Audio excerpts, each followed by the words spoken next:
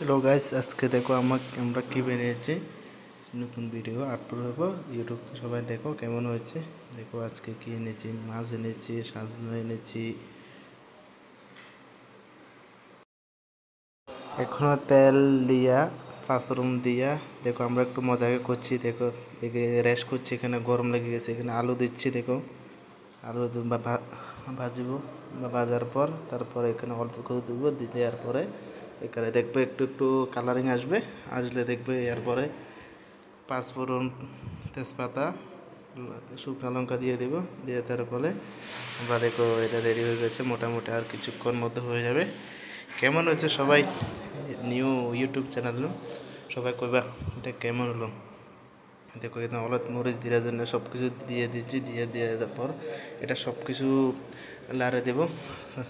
দেখো এই দেখো কালার কেমন এসেছে। দেখো তোমরা তো কেউ দিতে পারো, কমেন্ট করিও, কোনো সমস্যা। এই দেখো এটা লাগছে কেন।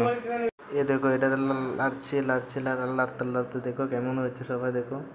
এই দেখো হয়ে গেছে মোটামুটি। এই দেখো হয়ে গেল আমাদের সবজির রান্না। আর একটু করার মধ্যে হয়ে যাবে। দেখো এমনি এমনি করে লাড়বা, এমনি এমনি করে লাড়বা।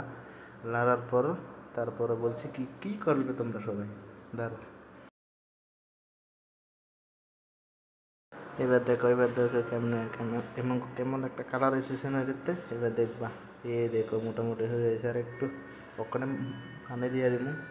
পানি দিয়ে ধর এর পানি খতম হয়ে গেছে, এখানে দিয়ে দিব পড়ে গেছে। আবার একটা মাছটা দিয়ে দিব।